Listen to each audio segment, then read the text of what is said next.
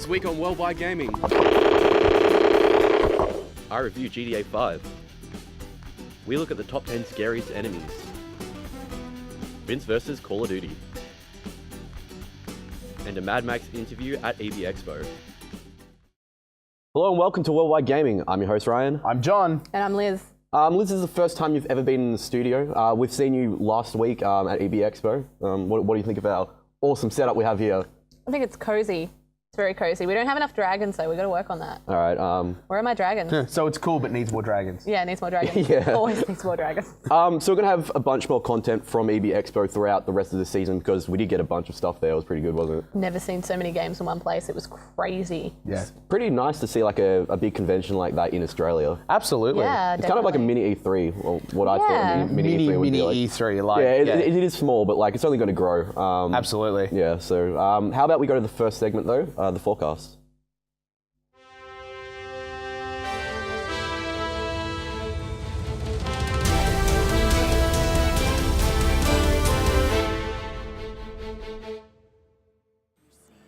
A slightly cloudy morning, clearing towards the afternoon for the release of Ratchet & Clank Nexus, out this month for PS3. My brother's going to find me, and he's gonna hurt all of you. Sir, we are within striking distance of the Nebulorks. Pink clouds, warm snow, and other craziness abound for the release of Adventure Time, Explore the Dungeon Because I Don't Know, out this month for PS3, 360, Wii U, 3DS, and PC. You can burn it!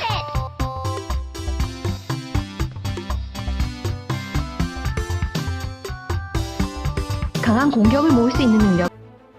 The forecast for Hyrule is warm and sunny with a slight northeasterly breeze for the release of Zelda, A Link Between Worlds, at November 23rd for Nintendo 3DS.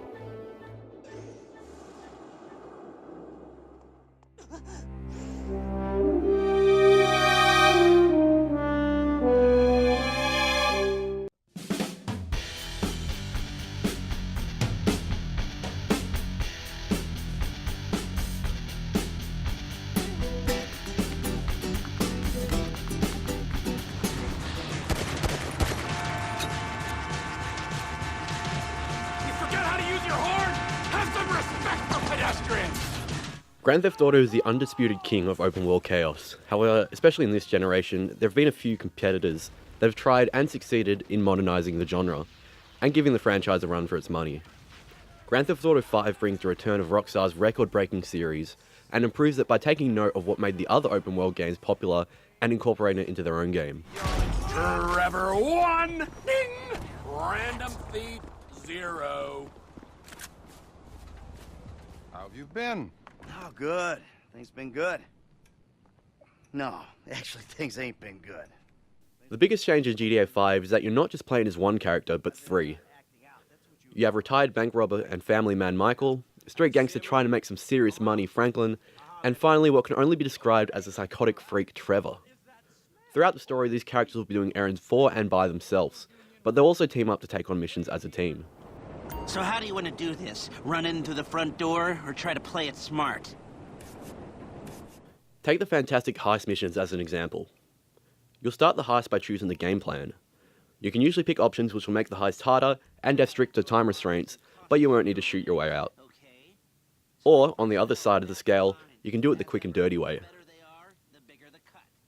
Then you pick a crew demanding more of a cut from the job depending on the amount of experience they have.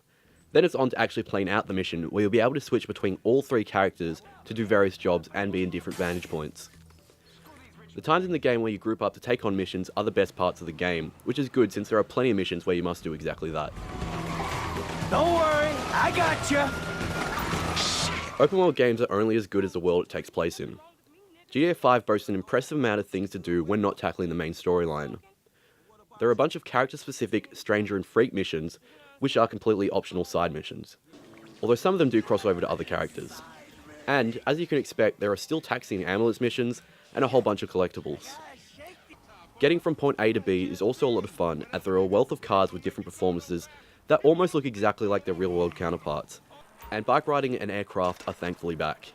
Although it's fun to drive around, the sheer size of the game world means you'll probably get taxis when looking at a cross-country road trip, so luckily there is that option. Hey, we're alive, aren't we? Those psychos didn't kill you! Psychos!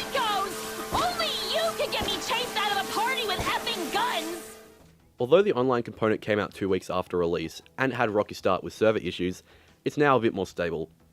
The online is actually set a few weeks before the events of the main story, and after a few tutorial missions, you're thrown into the urban warfare. When you first get in the game, you'll start out in free mode, where you and a few of your online buddies, or random players, can drive around and wreak havoc. You can even kill other player-controlled characters to steal the money, but you can buy your way out of that. Once you're done, you can set up lobbies to start a mission in various game modes. You have the standard deathmatch modes, to races, to even games of golf and tennis, which are surprisingly well made for being a side activity. These all get you money and experience, which is used to buy properties and cars and unlock even more activities to do.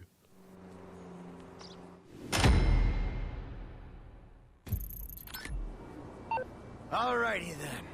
Change of plans. There might have been a little skepticism about GTA 5 after the slight letdown that was GTA 4, but I have full faith in the series again. They've managed to bring back the feeling of pure insanity from the previous games and still tell a compelling story behind it, and with so much other stuff to do, it's hard to imagine anyone not spending countless hours with it.